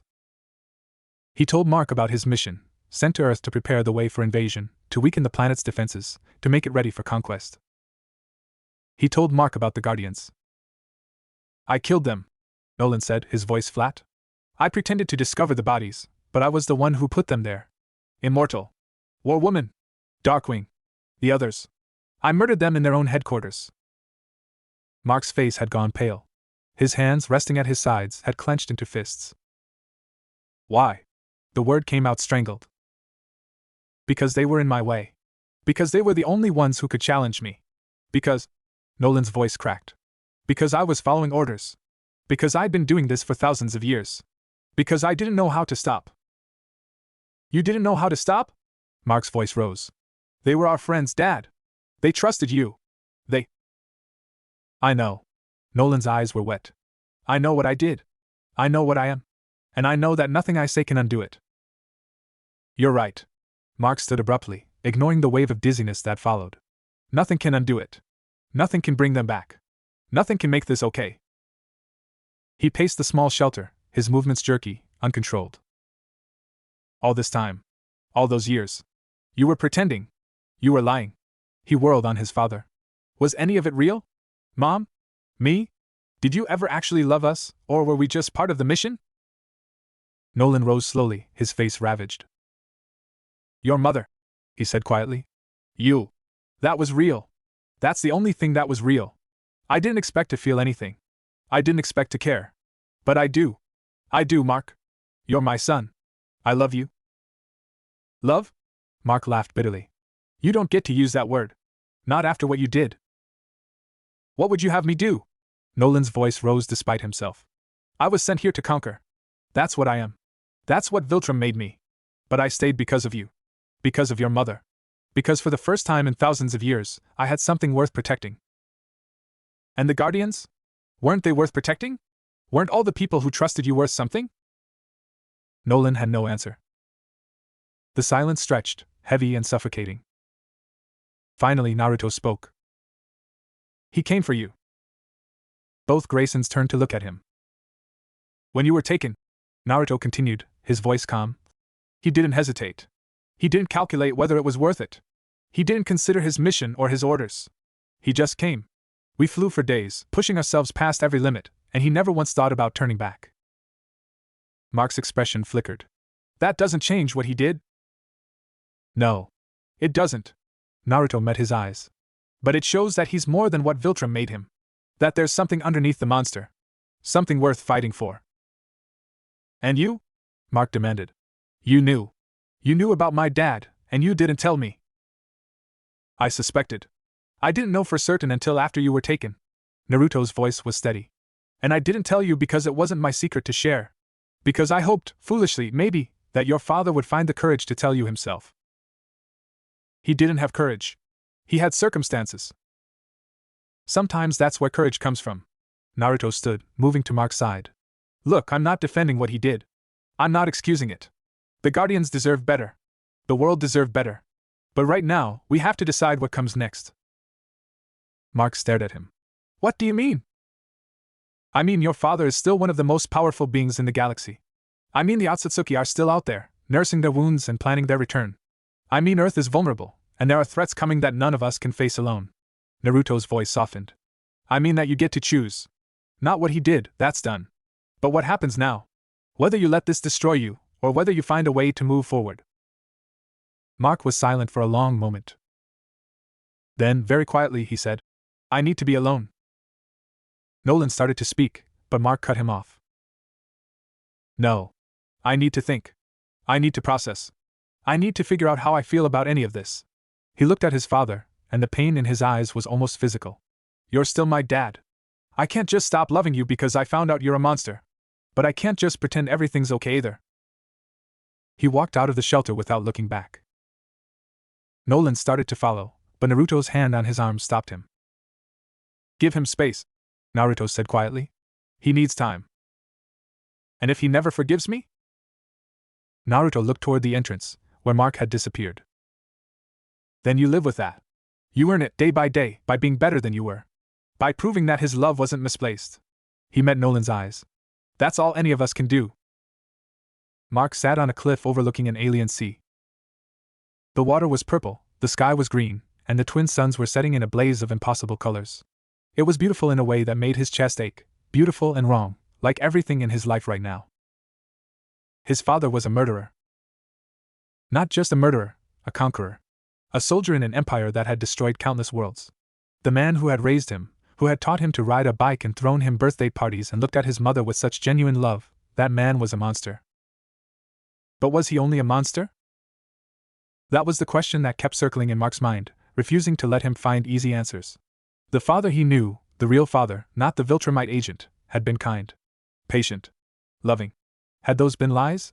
Or had they been real, coexisting with the darkness in ways Mark couldn't understand? He thought about Naruto's words. There's something underneath the monster. Something worth fighting for. But what? And was it enough? He didn't know. He didn't know anything anymore. Footsteps behind him. He didn't turn. Mind if I sit? Naruto. Of course. It's a free planet. Naruto settled beside him, looking out at the alien vista. For a while, either of them spoke. I remember when I found out about the Otsutsuki, Naruto finally said. Really found out, I mean. Not just the stories they told children, but the truth. About what they'd done. About what they were still doing. Mark glanced at him. I was about your age. Maybe a little younger. Hagoromo sat me down and told me everything, about Kagaya, about the harvesting, about the worlds they'd destroyed. Including. He paused. Including Centauria. How did you handle it? Badly. Naruto's lips quirked. I screamed. I cried. I broke things. I asked the same questions you're asking now. How could anyone do this? How could anyone be this evil? How could the universe allow it? And eventually, I realized that the universe doesn't allow or disallow anything. It just is. The only thing we control is what we do with the time we have. Mark was silent for a long moment. He killed them, Naruto. The Guardians. He murdered them in cold blood. I know. They trusted him. They were his friends. I know. My mom, if she finds out, it'll destroy her. Maybe. Naruto's voice was gentle. Or maybe she's stronger than you think. Maybe she already suspects, on some level, and has been waiting for the truth to come out. Mark shook his head. I don't know what to do. You don't have to decide today. Or tomorrow. Or next week. Naruto put a hand on his shoulder. This isn't the kind of thing you figure out all at once. It takes time. It takes processing. It takes letting yourself feel all the anger and betrayal and love and hope and letting them sort themselves out however they will. And until then? Until then, you survive. You lean on the people who care about you. You take things one day at a time. Naruto smiled slightly. And you remember that you're not alone. Mark looked at him, really looked at him, and for the first time since waking up, felt something other than despair. You're pretty wise for an alien who crashes into planets. Naruto laughed. I've had a lot of time to think. They sat together, watching the sun set, and for a little while, the wait was bearable. The journey back to Earth took another 4 days. Mark spent most of it in silence, thinking. Nolan gave him space, hovering at the edges of his awareness but never pushing. Naruto stayed close, a steady presence that Mark found himself grateful for in ways he couldn't quite articulate. When Earth finally came into view, blue and green and beautiful, hanging in the void like a jewel, Mark felt something shift in his chest. Home. It was still home. Even with everything that had happened, everything he'd learned, everything that was about to change, Earth was still home. They descended through the atmosphere, landing in the same field where Naruto had first fought the Otsutsuki. The craters were still there, the scars of battle visible even weeks later. But there were people too, GDA personnel, cleanup crews, investigators. And standing at the center of it all, waiting with obvious impatience, was Cecil Stedman. About time, Cecil said as they touched down. You've been gone for. He stopped, taking in their expressions. What happened? Mark looked at his father. Nolan met his gaze, and for a moment something passed between them, a question, an answer, a silent acknowledgement of what was to come. I'll tell you everything, Nolan said quietly. But first I need to see my wife. Cecil's eye narrowed, but he nodded. Debbie's at home. She's been worried sick. Then that's where I'm going. Nolan turned to Mark. Son. Go. Mark's voice was steady. We'll talk later. Nolan hesitated, then nodded. In a blur of motion, he was gone. Cecil watched him go, then turned to Mark and Naruto. Someone want to tell me what the hell is going on? Mark took a deep breath. It's a long story. We've got time. And so Mark told him. About the Otsutsuki. About the facility. About his father. About everything. When he finished, Cecil was very, very quiet. Omniman, he finally said. The Guardians. Your father. Yes. You're telling me the most powerful being on the planet is a Viltrumite sleeper agent who murdered Earth's greatest heroes? Yes. Cecil closed his eye. Took a deep breath. Opened it again. Okay. Mark blinked. Okay? Okay, we deal with it. One crisis at a time. Cecil's voice was clipped, professional. Right now, we have bigger problems. Naruto stepped forward. What kind of problems? Cecil looked at them both. The Otsutsuki you scattered? They didn't all run. Some of them came here. To Earth. He pulled out a tablet, showing them footage. We've had incidents on 3 continents. Attacks. Disappearances. And one very interesting encounter that our people managed to record. The footage showed a dark street, nighttime, somewhere urban. An Otsutsuki, one of the lesser ones, based on its appearance, was advancing on a group of terrified civilians. Its hand was raised, energy gathering for an attack. Then something hit it. Not something, someone. A figure in dark clothing, moving too fast to track clearly. The Otsutsuki went down hard, and before it could recover, the figure was on it, driving something into its chest. A blade. A curved blade, glowing with an energy that made Naruto's breath catch. The Otsutsuki dissolved. The figure stood, turned toward the camera, and for just a moment, its face was visible. Dark hair. Pale skin. Eyes that held centuries of hatred. And a symbol on its clothing that Naruto recognized with a shock that went straight to his soul. The Uchiha clan crest. No, he whispered. That's impossible. They're all dead. They're all. Apparently not, Cecil said grimly. Whoever that is, they've been hunting Otsutsuki on Earth for weeks. And they're very, very good at it. Naruto stared at the frozen image, his mind racing. The Uchiha. The clan of warriors who had stood beside his parents in Centuria's final hours. Madara's people. Sasuke's people. If one of them had survived. We need to find them, he said urgently. Whoever this is, they're connected to my past. They might know things about the Otsutsuki, about Centuria, about why they're really here. Mark finished. Besides just hunting you. Naruto nodded. Cecil studied them both for a long moment. All right, he finally said. We'll find your mystery warrior. But Mark, he fixed the younger Grayson with a hard stare. Your father's situation? That's not going away. Sooner or later, we're going to have to deal with it. I know. Mark's voice was quiet but steady. And we will. But first, we have a new threat to handle. That's what heroes do, right? They handle things. Cecil's expression softened, just slightly. Yeah, kid. That's what they do. Finding one person in a city of millions should have been impossible. But Naruto had resources now, Cecil's resources, the full weight of the GDA's surveillance network. And he had something even more valuable, the ability to sense Otsutsuki energy. If the mystery warrior was hunting Otsutsuki, they'd leave a trail. And Naruto could follow that trail. It took 3 days. 3 days of scanning, searching, chasing leads that went nowhere. 3 days of watching Mark struggle with his father's revelation, of seeing Nolan maintain a careful distance, of feeling the weight of secrets pressing down on everyone. 3 days and then. There. Naruto pointed at the screen in Cecil's office. That's them. The satellite image showed a figure moving through the streets of Chicago, fast and purposeful. The same dark clothing. The same curved blade. The same impossible presence. Where are they now? Mark asked. Cecil's fingers flew across his keyboard. Last track position, the warehouse district. Near the river. He looked up. If you're going, go now. They won't stay still forever. Naruto was already moving. Mark followed. They flew through the night, fast and silent, their presence masked by Naruto's chakra techniques. Below them, the city spread out like a circuit board, lights and shadows creating patterns that only made sense from above. There. Naruto pointed. A figure stood on a warehouse roof, silhouetted against the moon. Waiting. They landed. For a long moment, no one spoke. The figure studied them with eyes that held no warmth, no welcome, only the cold patience of a predator. Then, slowly, they lowered their hood. Dark hair, streaked with white at the temples. A face that would have been handsome if not for the scars and the hardness in his expression.